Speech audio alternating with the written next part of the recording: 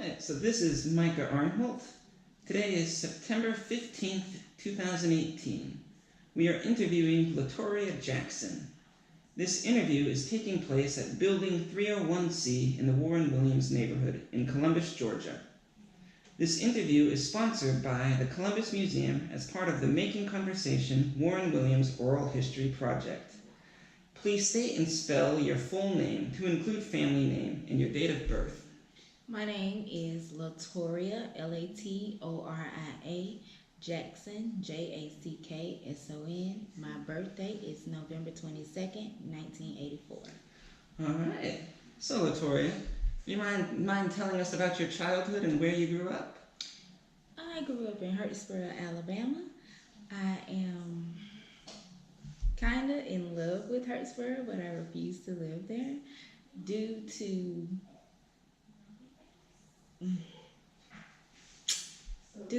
kind of like impoverishment. My entire family is from there. Yeah, I had a great childhood though. I had both grandparents on both sides, so I learned a lot from both my grandmothers. It was a wonderful time. All right, so where did you move after Hurtsboro?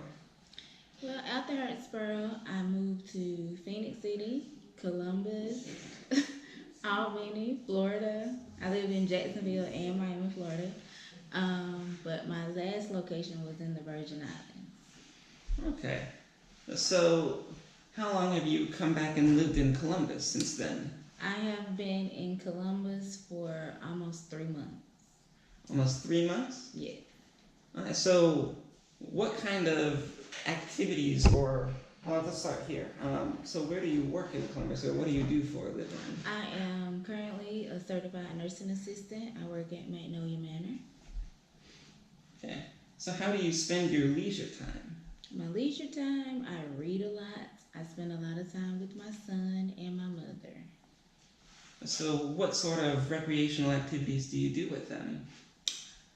Sorry for popping. No problem.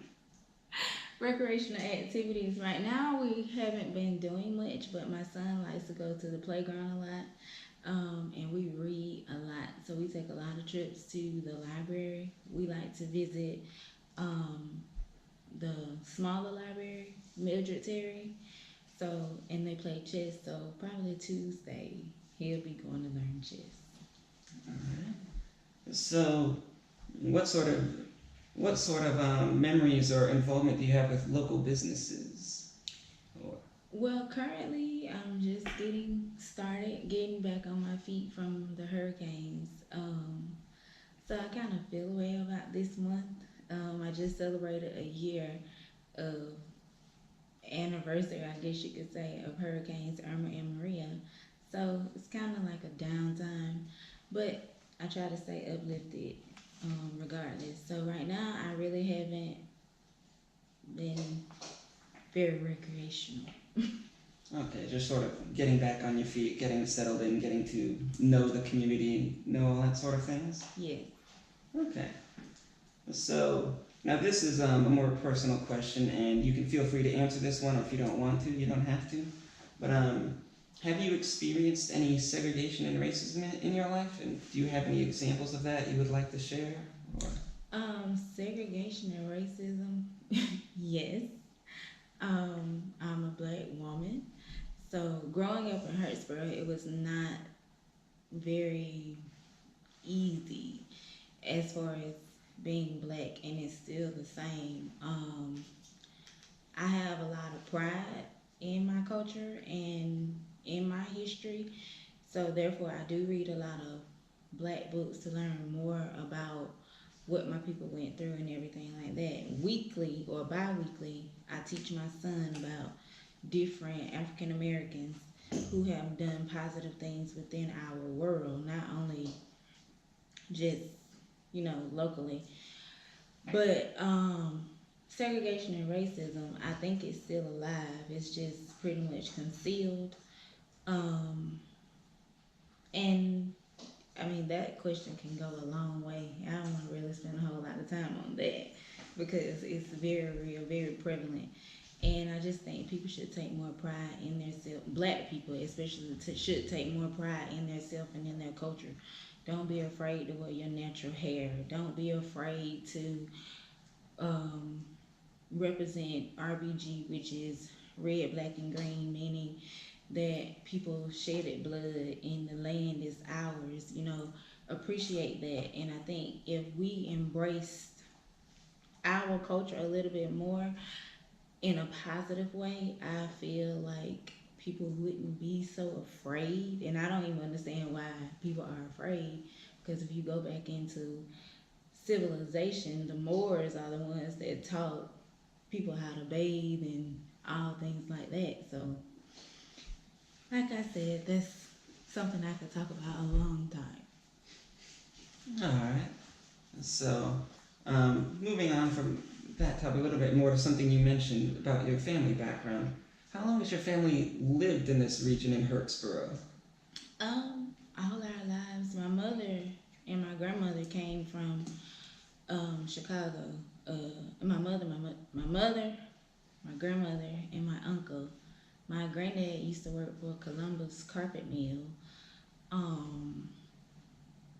So they moved from the city to the country, and my whole family is there. So they've been there a long time. I actually had an aunt to live in Warren Williams. I didn't know her. She lived in 106C, I believe. Her name was Betty. And now I live in 108. So what are your family's kind of impressions of Columbus? Oh, they love it. I have a cousin that lives out in Midland. And she loves living in Columbus. I actually like living in Columbus as well. And it's a great place, especially once you get to know it. The city has built up a lot, so I really don't know about the different things, and I'm still learning. And it's like I have forgotten a lot of the roads. I'm like, do I go this way? Do I go that way? Because I haven't been here. And before I moved to the Virgin Islands, I was living in Albany. I attended Albany State. So it's like, I don't remember that being there, like the downtown thing with the Saturday mornings. I went probably about 3 weeks ago, and I loved it. These people have some awesome soap. So speaking of, coming back to Columbus and having to, learn about the community and stuff again, what exactly brought you to Warren Williams? Well, I chose Warren Williams because I've never heard anything negative about Warren Williams. Everything that I ever heard was positive, and it was a quiet community. It's still pretty quiet. Unfortunately, we had some not so great incidents currently, and I was really shocked to hear that. And I said, what? And I never ever heard of any shootings or anything like that. Basically, it's been a family oriented environment, so it kind of makes me feel negatively towards the environment, because I like to take walks and I like to play with my son outside. And if people are shooting, I can't walk. Well, it makes me afraid to walk. Like, I won't get shot. So lately, I haven't been letting my son go outside as much because you never know what's gonna happen. Would I like to see more police? In this day and age, it's kind of hard to say. But maybe some more black cops that will understand the people. I think that might be better, like more community policing, if anything, like going to really check on the people and not just accuse people. Yeah. Okay, so apart from some of these negative influences, are there any things that you specifically enjoy about this community, about living here or whatnot? I enjoy seeing my neighbors sit outside. It's a lot of older people that live on the opposite side of where I live, so I enjoy seeing the elderly sit outside. I speak to just about everybody. Um, the playground is nice. The maintenance men clean up the grounds every day, so they keep it clean as possible. I appreciate that. Um, yeah, I appreciate the people. So do you think it's very easy to build relationships here? Hi, this is Micah Arnholt. Today is September 15th, 2018. We are interviewing Latoria Jackson, Part 2. So, Latoria, how do you build relationships in this community? First of all, you just start by having the simple conversation. Hey, how you doing? My name is, and hopefully they'll tell you theirs. Um, and I say hopefully because I had some. When I say good morning, they look at me like what? And I think it's very important to not only is it polite, but I think it's very important to speak with a smile because you never know what somebody's going through. So, good morning, good afternoon, good night. So, would you say this is a very outgoing community? No. No? And I say that because maybe people are afraid to congregate.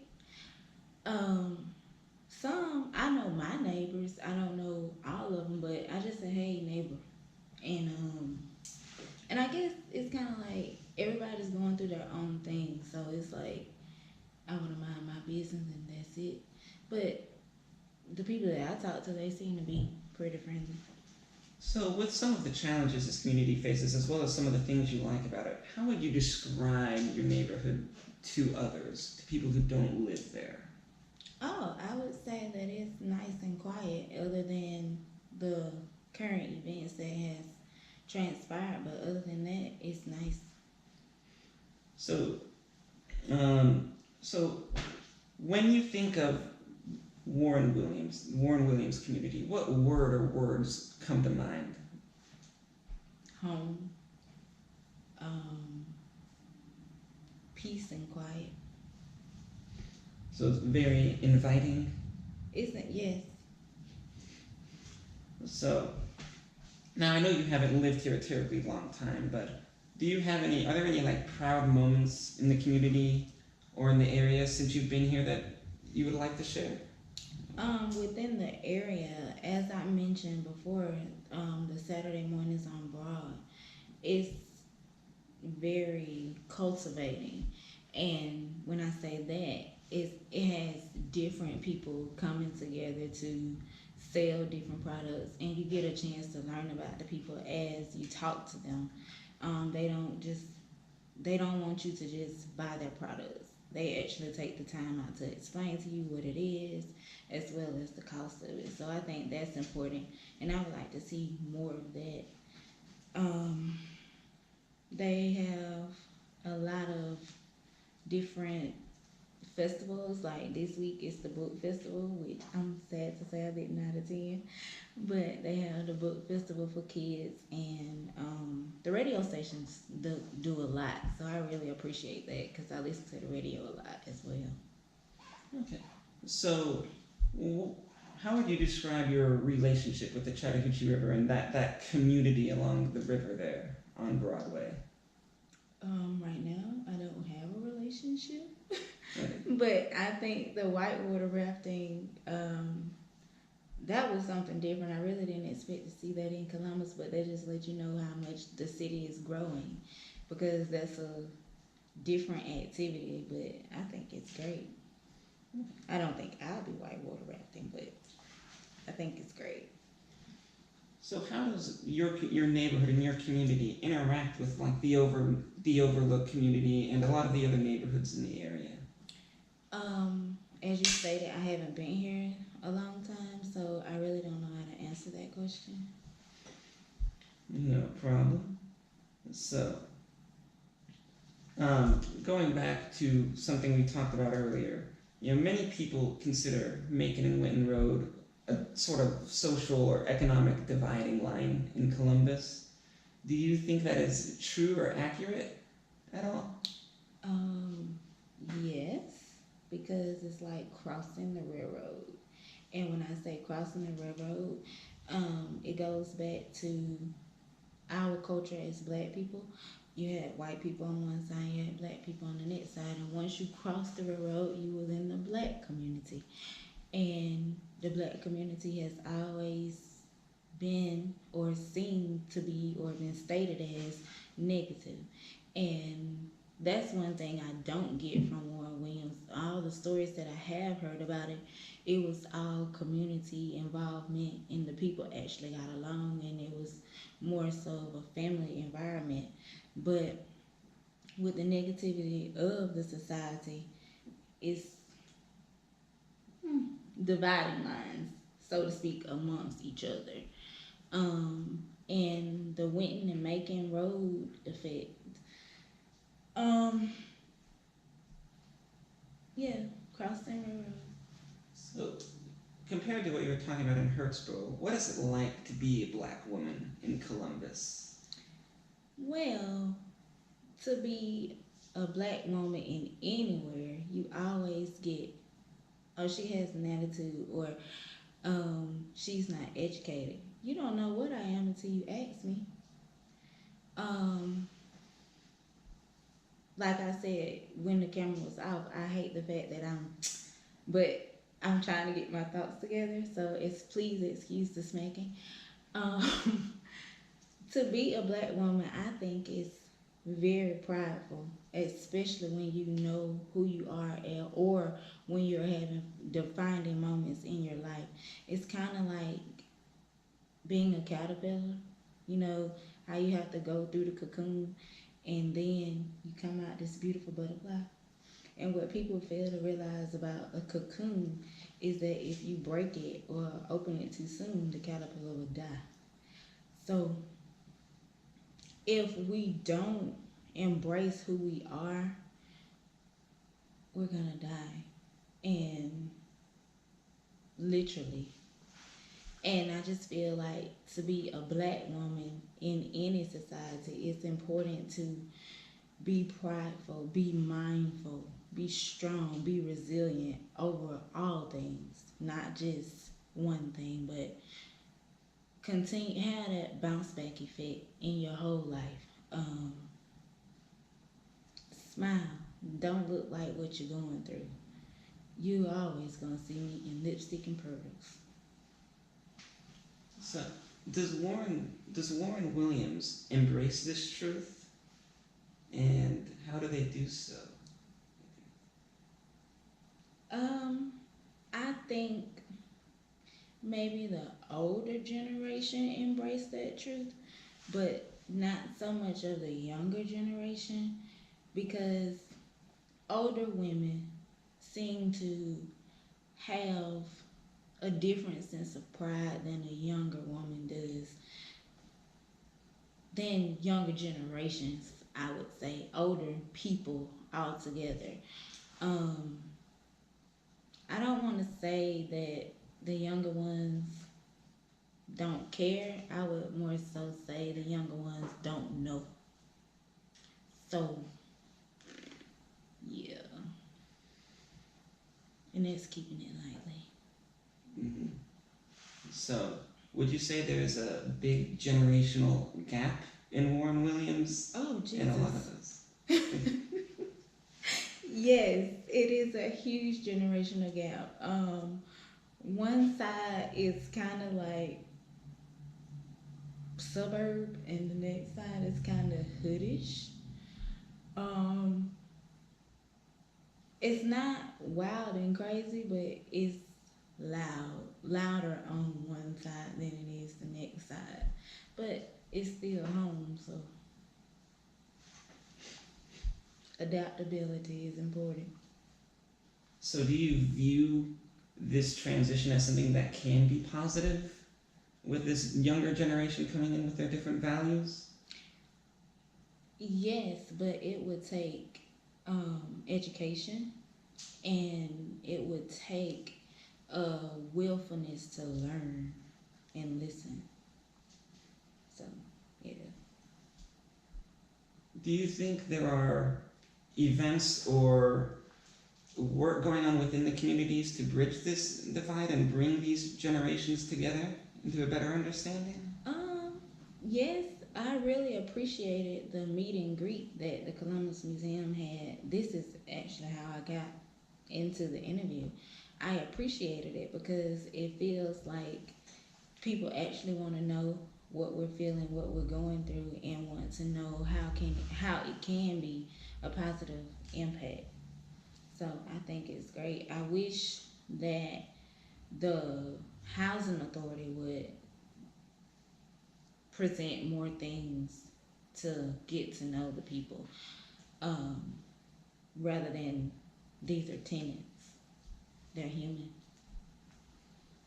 So you'd like more social activities with a lot of with the housing authority and with a lot of these other institutions and whatnot to give opportunities not just to teach but also to understand, learn, and interact with Yes. the people, sort of. Yes. So let's see. I think we're wrapping up. I think I got a few more questions here. Okay. So, coming from Hurricane Maria and Irma, and then moving into the Warren Williams community because of their reputation and whatnot, what has kept you here in Columbus?